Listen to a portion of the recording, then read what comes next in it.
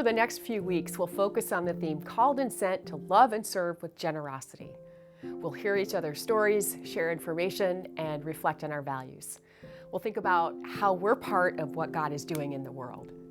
So when it comes to generosity, please use these next few weeks to consider where you've been, where you're going, and how you might get there. For even generosity is a journey.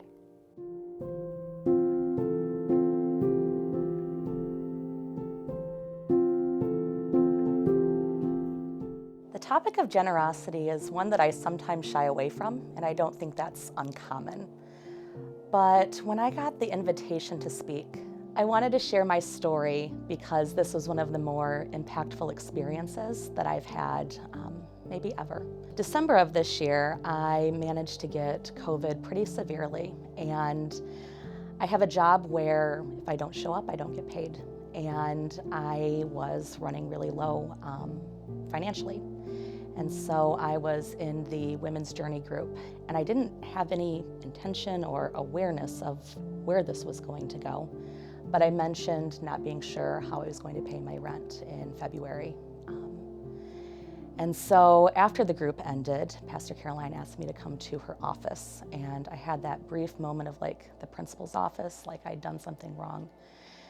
And when I got back there, when she'd offered to see if the church could help me financially, it was emotional. I think Pastor Caroline wondered if she'd offended me. And I refused, declined, left the office somewhat angrily.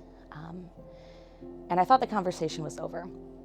Then the following week, I came back for the Women's Journey group again, and I had to leave my computer here for a couple of hours, just trying to do the Zoom hybrid thing. And when I came back, inside of my computer was an envelope with my name on it, and inside of it was a check that was going to cover all of my rent that month.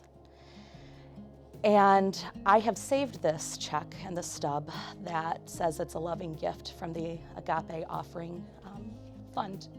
And I want to name how significant it was that I've kept this. Many of you know I've been planning to leave and move to Texas and decided to stay.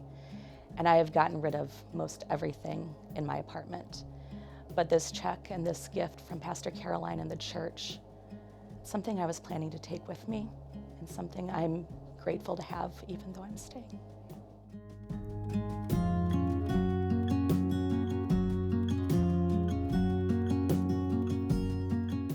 So if we know about generosity, most of us learned it from our parents or our grandparents. I know that I did. When I was a teenager and I wrecked the family minivan, my dad said, "Caroline, come to dinner."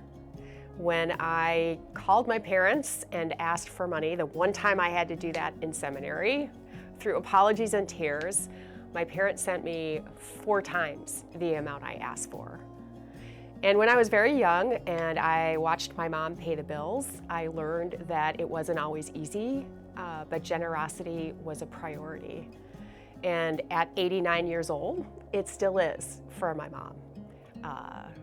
Sending her check to the church and to other things that moves her heart are still important.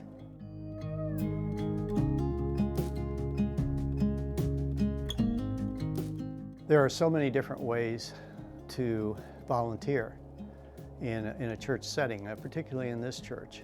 There are so many neat things going on, and so you don't have to be involved in all of them. But there are many different choices, and everybody kind of finds their slot. I think over the years with the rummage sale that people began to realize what an outreach it was to the local community. And they got very excited about that. They knew that this church was reaching out to the local community in a way that was really rare. You realize how many lives you're touching. And I know a lot of the people who come to the sale can't even afford to go down to a department store and buy stuff. You can see how God just works. He's got the big picture. And we are the players, but he wants us involved in his plans.